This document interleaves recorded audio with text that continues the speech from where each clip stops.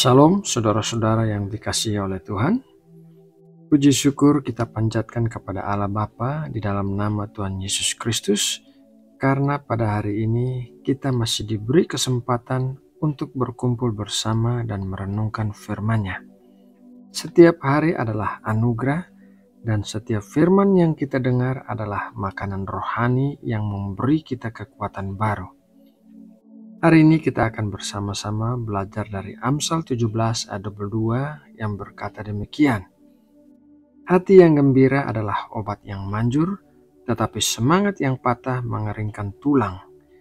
Kiranya melalui perenungan ini kita semakin diteguhkan untuk hidup dalam sukacita dari Tuhan yang memberi kekuatan bagi tubuh, jiwa, dan roh kita. Sebelum kita masuk ke dalam firman Tuhan, mari kita membuka ibadah renungan ini dengan doa. Bapa kami yang ada di surga, kami bersyukur untuk kasih dan anugerah-Mu yang baru setiap pagi. Terima kasih untuk kesempatan yang indah ini, karena Engkau masih memberi kami waktu untuk merenungkan firman-Mu. Ya Tuhan, kami berdoa supaya Roh Kudus hadir di tengah-tengah kami, menenangkan hati, membuka pikiran dan menuntun kami, sehingga apa yang kami dengar hari ini dapat masuk ke dalam hati kami. Jadikanlah renungan ini sebagai kekuatan, penghiburan, dan juga pengarah langkah kami dalam menjalani hidup sehari-hari. Berkatilah setiap hati yang mendengar, dan pakailah firman-Mu untuk menangguhkan iman kami. Kami menyerahkan waktu renungan ini sepenuhnya ke dalam tangan-Mu. Di dalam nama Tuhan Yesus Kristus, kami sudah berdoa. Amin. Sahabat firman kehidupan yang terkasih, setiap manusia pasti pernah mengalami masa-masa sulit dalam hidupnya. Ada waktu di mana kita terasa berat, masalah datang silih berganti, dan semangat rasanya menguap begitu saja. Namun firman Tuhan dalam Amsal 17 ayat 22 memberikan sebuah kebenaran yang sederhana tetapi sangat dalam maknanya. Mari kita baca apa yang dikatakan firman Tuhan dalam Amsal 17 ayat 22. Hati yang gembira adalah obat yang manjur, tetapi semangat yang patah mengeringkan tulang. Ayat ini bukan sekedar pernyataan bijak, melainkan sebuah prinsip hidup yang Tuhan tetapkan. Ada kuasa dalam hati yang bersukacita. Sukacita itu bukan hanya berdampak pada jiwa, tetapi juga pada tubuh kita. Sebaliknya, hati yang remuk, semangat yang padam, bisa membuat kita lemah, tak berdaya, dan bahkan mempengaruhi kesehatan kita secara nyata. Mari sama-sama kita renungkan apa arti hati yang gembira dan bagaimana kita bisa menjaganya, dan mengapa itu sangat penting dalam perjalanan iman kita. Yang pertama, hati yang gembira adalah kekuatan dari Tuhan. Dalam dunia ini, banyak orang mencari obat untuk mengatasi rasa lelah, stres, dan sakit hati. Ada yang mencarinya dengan hiburan, ada yang melarikan diri pada kebiasaan buruk, bahkan ada yang berusaha menenangkan diri dengan harta atau pencapaian. Tetapi firman Tuhan mengatakan dengan jelas, hati yang gembira itulah obat yang sejati. Hati yang gembira berbeda dengan sekedar perasaan senang. Senang bisa muncul karena situasi baik seperti dapat bonus, liburan, dipuji orang, atau kondisi hidup lancar. Namun sukacita sejati tidak bergantung pada keadaan luar. Sukacita itu berasal dari relasi kita dengan Tuhan. Inilah yang disebut sukacita ilahi, sebuah kegembiraan yang lahir dari keyakinan bahwa kita dikasihi Allah, bahwa Tuhan selalu menyertai sekalipun keadaannya tampak sulit. Sukacita ini memberi kekuatan. Betapa banyak orang sakit jasmani tetapi dapat bertahan dengan hati penuh iman dan sukacita. Tetapi sebaliknya, Ada orang yang sehat fisiknya, tetapi karena hatinya pahit dan kecewa, ia mudah rapuh dan tidak bersemangat. Firman Tuhan sekali lagi meneguhkan, hati yang gembira sama dengan obat yang manjur.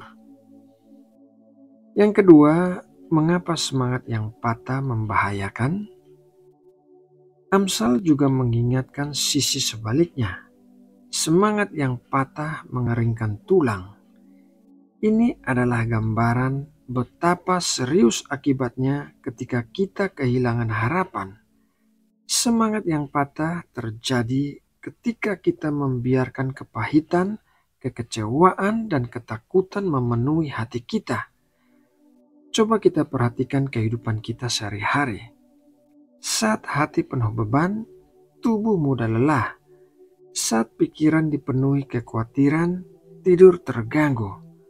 Saat kita menyiapkan amarah atau kepahitan, wajah tampak murung dan bahkan tubuh bisa mengalami gangguan kesehatan. Secara rohani, semangat yang patah membuat kita sulit melihat janji Tuhan. Kita seperti orang yang berjalan tanpa cahaya, mudah menyerah dan kehilangan iman. Inilah sebabnya Tuhan mengingatkan kita bahwa jangan biarkan semangat patah menguasai hidupmu. Poin yang ketiga, bagaimana menjaga hati agar tetap gembira? Pertanyaan pentingnya sekarang, bagaimana caranya kita bisa selalu memiliki hati yang gembira, apalagi dalam situasi yang tidak selalu menyenangkan? Berikut beberapa langkah praktis yang bisa kita renungkan. Yang pertama, bersyukur dalam segala hal. Sukacita sejati tumbuh dari hati yang penuh syukur. Kita mungkin tidak selalu bisa mengendalikan keadaan, tetapi kita bisa memilih untuk tetap mengucap syukur. Ketika kita menghitung berkat Tuhan, betapapun kecilnya itu, hati kita akan menjadi lebih ringan. Yang kedua, tinggal dekat Tuhan. Sumber sukacita adalah Tuhan sendiri. Dalam doa, pujian, dan firman-Nya, hati kita dipenuhi dengan kekuatan baru. Mazmur 16 ayat 11 mengatakan demikian. Engkau memberitahukan kepadaku jalan kehidupan, di hadapanmu ada sukacita berlimpah-limpah, di tangan kananmu ada nikmat senantiasa. Yang ketiga, memaafkan dan melepaskan kepahitan. Salah satu penyebab semangat patah adalah kepahitan. Ketika kita memendam dendam, hati terasa berat. Dengan memaafkan, kita bukan membenarkan kesalahan orang, tetapi melepaskan beban dari hati kita, dan damai sejahtera pun memberi ruang bagi sukacita tumbuh kembali. Yang keempat, mengisi pikiran dengan hal positif. Apa yang kita pikirkan mempengaruhi hati. Jika kita terus mengisi pikiran dengan kekhawatiran atau berita buruk, sukacita kita akan terkikis. Arahkan pikiran pada janji-janji Allah, hal-hal yang benar dan mulia. Itu akan menjaga hati tetap gembira. Poin yang kelima, hidup dalam persekutuan. Sukacita seringkali tumbuh melalui kebersamaan. Saat kita berbagi cerita, doa, dan kasih dengan sesama saudara seiman, hati kita dibangun. Persekutuan memberi kita kekuatan yang tidak kita dapatkan jika berjalan sendirian. Perlu diingat, sukacita bukan hanya untuk diri sendiri. Hati yang gembira bisa menular. Orang yang memiliki sukacita sejati biasanya membawa dampak positif bagi lingkungannya, dan mereka menjadi penghiburan bagi yang susah, membawa senyum bagi yang muram, dan menghadirkan harapan bagi yang putus asa. Tetapi sebaliknya, orang yang selalu murung, penuh keluhan, seringkali juga menularkan suasana hati yang berat pada orang lain. Itulah sebabnya Tuhan mau kita hidup dalam sukacita, bukan hanya untuk kesehatan rohani dan jasmani kita pribadi, tetapi juga sebagai kesaksian bagi dunia. Pada akhirnya, sukacita sejati kita temukan di dalam Kristus. Tuhan Yesus berkata kepada murid-muridnya bahwa Ia datang untuk memberikan sukacita kepada mereka, dan sukacita itu tidak dapat dirampas oleh siapapun. Inilah janji yang indah. Dunia bisa mengambil harta kita, bahkan kesehatan kita, tapi sukacita dari Tuhan tidak bisa dicuri. Di kayu salib, Tuhan Yesus memikul segala dosa dan penderitaan kita. Dari pengorbanan itu lahirlah pengharapan kekal.